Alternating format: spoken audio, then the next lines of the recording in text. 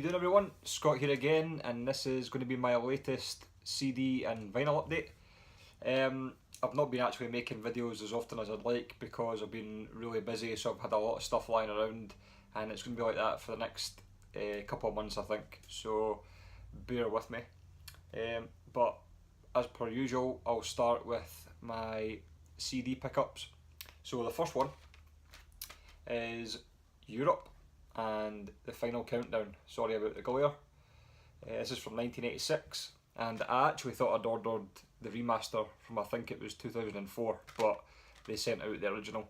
But I'm not too fussed, it's the same track. So, but what I did notice was, I mean, obviously you've got the massive hit, the Final Countdown.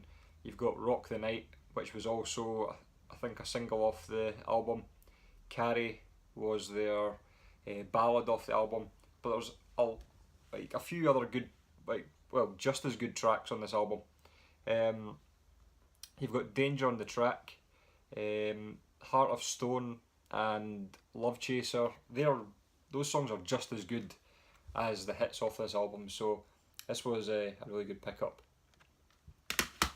The next two I've got are from a band I mentioned in Vinylisers 400 subs contest entry, and I said in my video that I didn't have these albums, but it gave me the kick up the arse to go and get them. So the first one is Crimson Glory, self-titled, from 1986. Sorry about the glare. Absolutely fantastic album.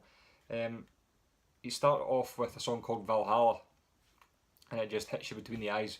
You're just hooked straight away, and it's an absolutely amazing song.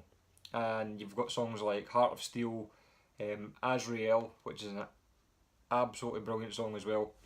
I mean, this is a near perfect album for me, and the lead singer, Midnight, his vocals are just immense, absolutely immense, so I'm very happy to pick that one up.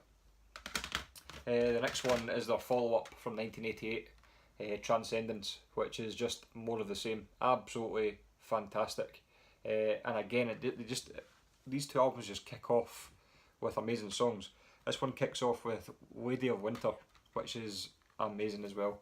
So I'll just say amazing, awesome, fantastic for these albums. So that's those two. Next one is Judas Priest, and this is an album that I just wasn't interested in buying when I first heard one song off this album, and it kind of put me off buying it until now. And a few folk have mentioned it in the VC in the last few weeks, and I just thought I need to give it another shot. So I listened to it on YouTube, and I just thought, yeah, I'm going to buy that. And it's Angel of Retribution. Now, the song I listened to was Hellrider, and when I first listened to Hellrider, I just thought, it's just a bit shit, and it completely put me off the album. I don't know why. I should have just given it a better shot, but I didn't. But that's honestly one of my favourite songs on the album now. It's amazing how your taste can change. But standout tracks are Judas Rising, Deal with the Devil is amazing, Worth Fighting For, Angel, which is like the ballad on the album, and I just find it great how Rob Halford can just go from heavy metal, screaming high vocals to softening up his voice for songs like Angel. He just does it so well. And obviously Hellrider as well, so amazing album. The next two are from Black Sabbath, and the first one is with Dio, and it's Heaven and Hell, which is just classic for me. And I know some of you Black Sabbath fans will be like, classic Black Sabbath isn't with Dio, it's with Ozzy, but that is an amazing album. Songs like Neon Nights and the title track, just amazing. And the next one is 13 from 2013. Original members apart from the drummer, I can't remember his name, but I think he plays drums for Rage Against the Machine, and this just sounds like classic Black Sabbath, just the slow, heavy riffs in it, which that's what you'd expect, so good stuff. The next one is a follow-up CD from an update I did a couple of weeks ago, and it's Helloween, Keeper of the Seven Keys Part 2, which in my opinion is the better of the two. It is more superior, just with better quality songs. Songs like You Always Walk Alone, Dr. Steen, We Got the Right, March of Time, which is the very first Helloween song I ever heard. That was a song that kind of got me into Helloween. And obviously the epic Keeper of the Seven Keys, which I think hits 14 minutes. Just amazing though. And this is the expanded edition, so you do get 5 extra tracks, B-sides and remixes. So that one. Next band is a band I'm not a huge fan of. I'm not the biggest thrash fan in the world, but I do like certain albums when it comes to Metallica, Megadeth, Testament. And this is my first Overkill album, and this is The Electric Age, which is really, really good.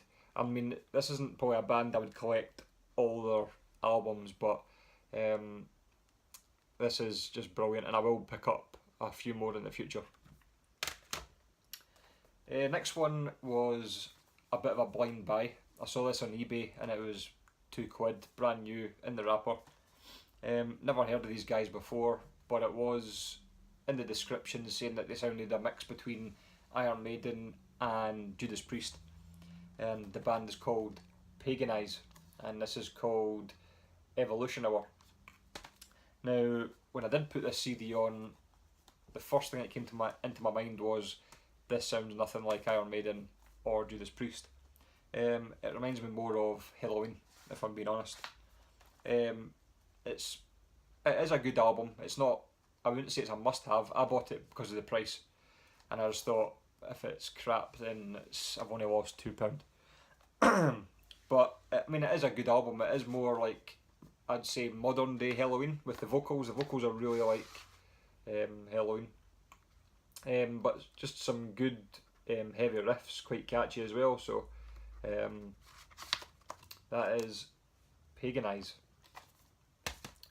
And the last one I picked up was Metallica's latest album, Hardwired to Self-Destruct, which is amazing. I know Metallica are kind of known for kind of going off the boil in some albums, but I would say this is an essential Metallica album. Songs like Atlas Rise, Now That We're Dead, Moth into Flame, Dream No More, Mankind, Spit Out the Bone, just some really great tracks, and this would be a must-have for any Metallica fan. And this is an album I didn't just go onto YouTube and I thought I'll listen to it first before I pick it up. What I kind of missed with, which a lot of you guys didn't, was when Metallica first came out. Some of you guys would be a bit older than me. You never got the chance to really hear a full album before you bought it. You had to buy it to hear it. So that's what I did with this. I hadn't really heard any of this album. I think I'd heard a clip of Moth into Flame, but apart from that, I hadn't heard any of it, and I was really impressed. So this comes in the double kind of digipack. So yeah, I was really happy with that pickup. Now on to my vinyl. My first one is from 1985, and it is Black and Blue, Without Love. Bit of glam metal for you there.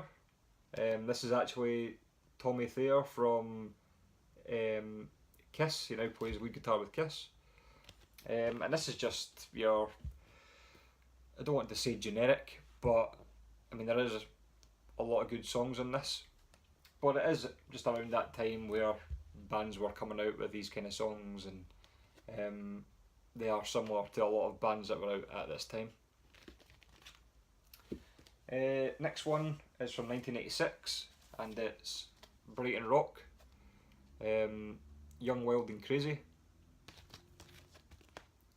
And again, along the kind of same lines, just comes with this lyric sheet inside. And the last one is a band I'd never heard of, and I could hardly find even any information on them. I think they're from Canada, but that's about it.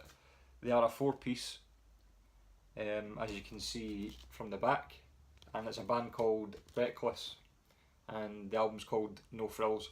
Now these big greasy finger marks are actually meant to be on the album. That wasn't me just pawing at it with manky hands.